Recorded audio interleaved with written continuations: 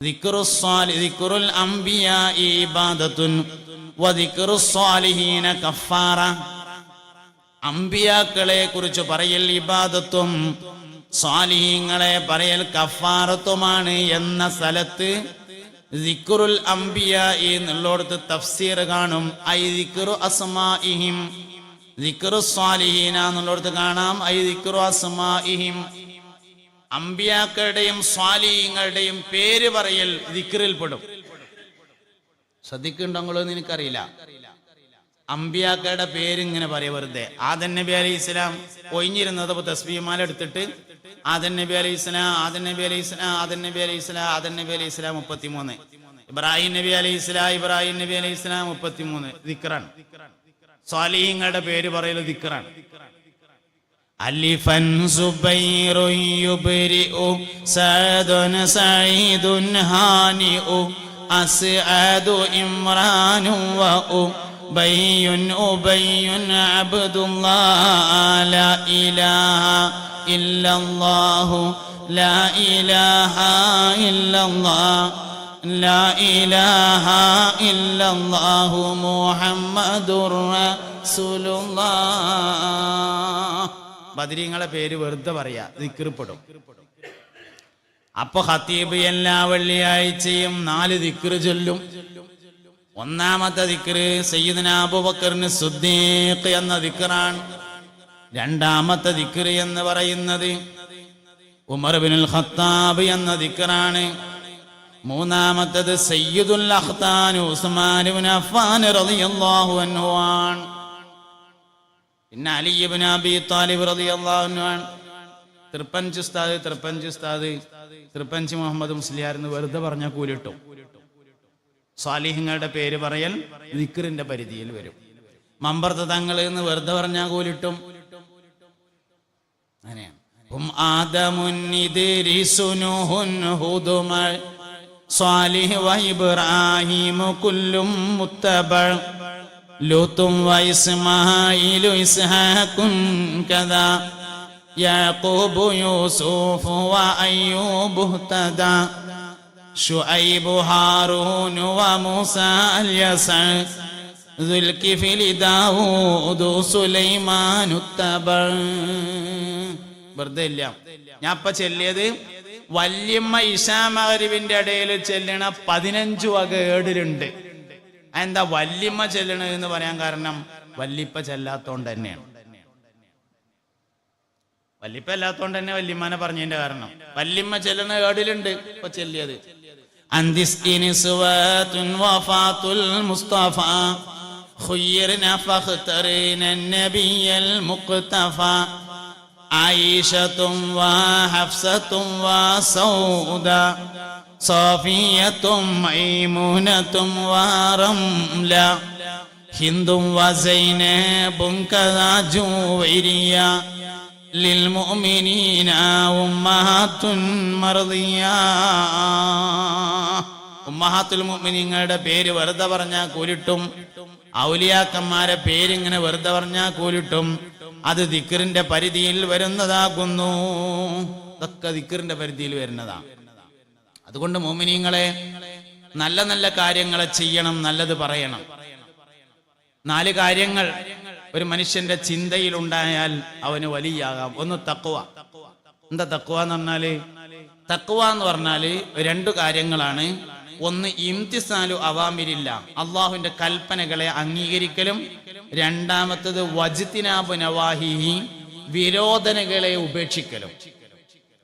കൽപ്പന അംഗീകരിക്കുന്നതിനേക്കാൾ എടങ്ങേറാണ് വിരോധനകൾ ഉപേക്ഷിക്കാൻ. ചെയ്യരുത് എന്ന് പറഞ്ഞ കാര്യമായിരിക്കും കൂടുതൽ എടങ്ങേറുണ്ടാകുക, ചെയ്യണം എന്ന് പറഞ്ഞ കാര്യങ്ങളെക്കാൾ. എന്നാലോ ചെയ്യരുത് എന്ന് പറഞ്ഞ കാര്യം വളരെ കുറവാണ്, ചെയ്യാൻ പറഞ്ഞതാണ് കൂടുതലുള്ളത്. ചെയ്യാൻ പറഞ്ഞ വിഷയമാണ് കൂടുതലുള്ളത്. കാല് നീട്ടിയിരിക്കാൻ പറ്റുമോ? പറ്റും. കാല് ചുരുട്ടിയിരിക്കാൻ പറ്റുമോ? പറ്റും. ചാടി കളിച്ചാൻ പറ്റുമോ? പറ്റും. കടന്നുറങ്ങാൻ പറ്റുമോ? പറ്റും. ഇതൊക്കെ പറ്റുന്നതാണ്. പറ്റാത്തത് വളരെ കുറച്ചുണ്ടാകുക. എന്നാ അതാണ് ഏറ്റവും അടങ്ങേറുണ്ടാകുക. എല്ലാ റമദാൻ മാസത്തിലും ഉംറക്ക് പോകണേനേക്കാൾ ഇടങ്ങേറ ഇക്കാരം ചൈനയിൽ സാധനം ഇറക്കിയിട്ട് ജപ്പാന്റെ സ്റ്റിക്കർ ഒട്ടിച്ച് വിൽക്കാതിരിക്കാൻ ചെയ്യരുത് എന്ന് പറഞ്ഞ കാര്യമാണ് കൂടുതൽ ഇടങ്ങേറുണ്ടാകുക. സത്യം പറയുന്നതിനേക്കാൾ പ്രയാസമാണ് നുണ പറയാതിരിക്കാൻ. സത്യം പറയൽ ഒരിടങ്ങേറില്ല. സുബഹി നിസ്കാരം കഴിഞ്ഞിട്ട് പീടിക്ക് പോകുക, കാൽച്ചായയും പുട്ടും കഷ്ണവും ഓർഡർ ചെയ്യുക, 8:35 വരെ സത്യം പറയാ. പറന്നെ സത്യം. ഒരിടങ്ങേറില്ല അതിന്. നുണ പറയാതിരിക്കാൻ നല്ല ഇടങ്ങേറാണ്. ചെയ്യരുത് എന്ന് പറയുന്ന കാര്യങ്ങൾക്കാണ് കൂടുതൽ ബുദ്ധിമുട്ടുള്ളത്. അതുകൊണ്ട് ചെയ്യാൻ പറഞ്ഞ കാര്യത്തിലല്ല കൂടുതൽ സൂക്ഷ്മത വേണ്ടത്, ചെയ്യരുത് എന്ന് പറഞ്ഞ കാര്യങ്ങളിലാണ് സൂക്ഷ്മത വേണ്ടത്. അപ്പൊ തഖ്വ എന്ന് പറഞ്ഞാൽ അതാണ്. ഒന്നാമത്തത് തഖ്വയെ കുറിച്ചുള്ള ചിന്ത ഉണ്ടാവണം. രണ്ടാമത്തത് തവക്കുലിന്റെ കൽബുണ്ടാവണം. പടച്ചോനെ ഏൽപ്പിക്കാൻ പറ്റണം. പടച്ചോനെ ഏൽപ്പിക്കുക എന്ന് പറഞ്ഞാല് തവക്കുൽ എന്ന് പറഞ്ഞതിന്റെ ഉദാഹരണം ഹദീസിൽ പറഞ്ഞത് പക്ഷികളെയാണ്.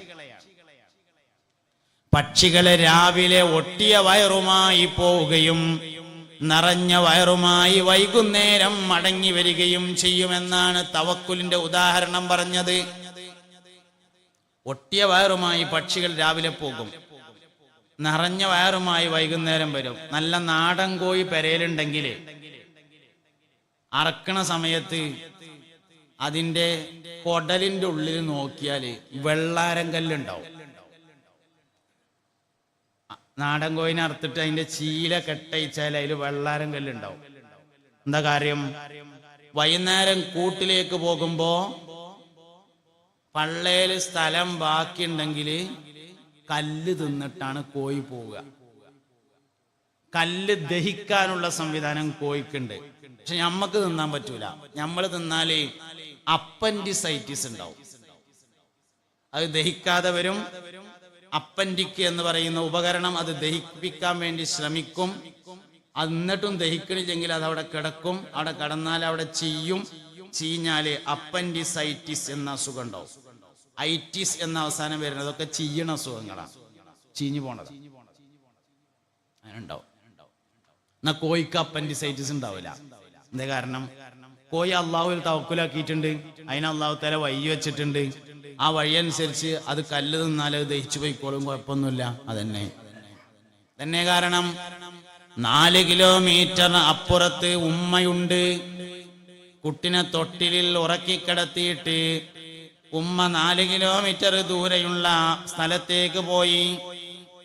തൊട്ടിലിൽ ഉറങ്ങിക്കിടക്കുന്ന കുട്ടി ഉണർന്നുകൊണ്ട് പാല് കുടിക്കാൻ വേണ്ടി കരഞ്ഞാൽ 4-5 കിലോമീറ്റർ ദൂരത്തുള്ള ഉമ്മക്കറിയാം എന്റെ കുട്ടി ഉണർന്നിട്ടുണ്ടെന്ന്. കാരണം കുട്ടി അള്ളാഹുവിനെ തവക്കുലാക്കിയിരിക്കുന്നു. എങ്ങനെ അറിയാം? പാല് കുടിക്കാൻ വേണ്ടിയാണ് കരയുന്നതെങ്കിൽ ഉമ്മാന്റെ മുലയിലേക്ക് പാൽ ഇറങ്ങി വരും. കുട്ടി പാലുടിക്കാൻ വേണ്ടിട്ട് ഒരു കുട്ടി കരയുണ്ട്, മുലയിൽ പാൽ ഇറങ്ങി വന്നിട്ടില്ലെങ്കിൽ പാല് കുടിക്കാനല്ല കരഞ്ഞത്, ചെവി വേദന ഉണ്ടായിരിക്കാം, അല്ലെങ്കിൽ തലവേദന ഉണ്ടായിരിക്കാം, പല്ലുവേദന ഉണ്ടായിരിക്കാം. കുട്ടി അല്ലാതെ കരയണതും മൊത്തം പാലുടിക്കാനൊന്നല്ല. പാലുടിക്കാനാണോ അല്ലയോ എന്ന് തിരിച്ചറിയാൻ മുലയിലേക്ക് പാലിറങ്ങിയിട്ടുണ്ടോ ഇല്ലയോ നോക്കിയാൽ മതി. എന്തേ കാരണം? കുട്ടി അള്ളാഹുവിനെ തവക്കുലാക്കിയിട്ടുണ്ടെന്ന് ഗൗസുൽ ആലം സുൽത്താൻ മുഹിയുദ്ദീൻ അബ്ദുൽ ഖാദിർ ജീലാനി ഔലിയാക്കളുടെ കൂട്ടത്തിൽ ഗൗസ് എന്ന പേരിൽ പ്രസിദ്ധനായ ആളാണ് മുഹിയുദ്ദീൻ ഷെയ്ഖ് റളിയല്ലാഹു അൻഹു. ഗൗസും കുത്തുബും ഒന്ന് തന്നെയാണ്. ഗൗസ് എന്ന പേരിൽ മഹാനവറുകൾ പ്രസിദ്ധനായി. ഒരിക്കൽ ഒരു വീട്ടിലേക്ക് ഭക്ഷണം കഴിക്കാൻ വേണ്ടി ചെന്നു. ഭക്ഷണം കഴിച്ചിട്ട് പോരുന്ന സമയത്ത് വീട്ടുകാരൻ പറഞ്ഞു, ഒന്ന് ദ്വാരക്കുക. അതില് ഗൗസുല്ലാദം പറഞ്ഞു, ഞാൻ ദ്വാരുന്നത് തന്നെ മലക്കുകൾ എഴുതി കഴിഞ്ഞിട്ടുണ്ടാവില്ല, എന്നിട്ടല്ലേ പിന്നെ ദ്വാരക്കല് കയറും. അതില് പെരക്കാരൻ ചോദിച്ചു, അതിനിപ്പോ നിങ്ങൾ എന്തേ ദ്വാരുന്നതെന്ന് ചോദിച്ചു. അതില് പറഞ്ഞു, ഞാൻ അൽഹംദുലില്ലാ എന്ന് പറഞ്ഞില്ലേ, അതിന്റെ ഹസനാത്ത് മലക്കുകൾ എഴുതി തീർന്നിട്ടുണ്ടാവൂല എന്ന് പറഞ്ഞു ഷെയ്ഖ് ജീലാനി റളിയല്ലാഹു അൻഹു. എന്നിട്ട് മഹാനവറുകൾ പറഞ്ഞു, നമ്മൾ കഴിക്കുന്ന ഭക്ഷണം നമുക്ക് ഉപദ്രവം ചെയ്യുന്നതിന്റെ കാരണം ഭക്ഷണം കഴിക്കുമ്പോൾ അള്ളാഹുവിനെ കുറിച്ച് ഒരു ഹർഫ് പോലും പറയില്ല എന്നതാണ്. ഭക്ഷണം കഴിക്കാൻ വേണ്ടി ഇരുന്നാൽ നാട്ടുകാരെ പറ്റി മൊത്തം പറഞ്ഞാലും അള്ളാഹിനെ പറ്റി ഒരു അക്ഷരവും പറയില്ല. അതാണ് കാരണം. ഭക്ഷണം കഴിക്കുമ്പോൾ സംസാരിക്കാൻ പാടില്ല എന്ന് ഇല്ല. സംസാരിക്കാൻ, പക്ഷെ നല്ലതേ സംസാരിക്കാൻ പറ്റുള്ളൂ. എന്താ നല്ലത് പറഞ്ഞാല് രണ്ടു കാര്യങ്ങളാണ് സംസാരിക്കാവുന്നത്. ഒന്നുകിൽ ഭക്ഷണത്തിന്റെ മദ്ഹ് പറയാം. എന്തോ രസമുള്ള ഭക്ഷണമല്ലേ, നല്ല നാടൻ കോഴിയെ കിട്ടിയ ഇവിടുന്ന് എന്ന് പറയാം. നല്ല രസമുള്ളത് അങ്ങനെ പറയാം. ഭക്ഷണത്തിന്റെ മദ്ഹ് പറയാം. ഭക്ഷണത്തെ ഒരിക്കലും ആക്ഷേപിക്കാൻ പാടില്ല. ചില ആൾക്കാരുണ്ട് ഭക്ഷണം കൊടുന്ന് വെച്ചിട്ട് കഴിക്കാൻ വേണ്ടി ഇരുന്നതിന് ശേഷം അല്ല ഉസ്താദേ ഇറച്ചി മീനും ഒന്നിച്ച് പറ്റുമോന്ന്. നബിനെന്തിനാ കൊടുന്നച്ച്? അത് സാധനം തിന്നായിരുന്നതിന്റെ ശേഷം ചോദിക്കാനുള്ള ചോദ്യമല്ല, അതതിന് നേരത്തെ ചോദിക്കേണ്ടതാണ്. രണ്ടുകൂടി ഒന്നിച്ച് പറ്റുമോന്ന്. കൊടുന്നച്ചാ പിന്നെ വേണ്ടവര് തിന്നാ, വേണ്ടാത്തവര് തിന്നാതിരിക്കുക, അത്രേ ഉള്ളൂ. ഭക്ഷണത്തിന് മുമ്പിൽ വെച്ച് ഏതൊക്കെ പറ്റുന്നത് ഏതൊക്കെ പറ്റാത്തതെന്നൊന്നും പറയാൻ പാടില്ല. അവനാൻ ആഗ്രഹമുള്ളത് ആശയുള്ളതൊക്കെ തിന്നാ, അല്ലാത്തതിനെ പറ്റി മുണ്ടാതിരിക്കുക, വേണ്ടാന്ന് വെക്കുക. ഇനിസ്തഹാഹു അക്കലഹു വഇല്ലം തസ്തഹി തറക്കഹു. ഹബീബുനാ റസൂലുള്ളാഹി സല്ലല്ലാഹു അലൈഹി വസല്ലം തങ്ങളുടെ രീതി അതായിരുന്നു. ഇഷ്ടമുണ്ടെങ്കിൽ കഴിക്കും, ഇഷ്ടമില്ലെങ്കിൽ വേണ്ടാന്ന് വെക്കും. ഏതാ കിട്ടിച്ചാല് അതന്നെയാണ് ഏറ്റവും സൂപ്പർ എന്ന് പറയും. അങ്ങനെയാണ്. ഒരിക്കൽ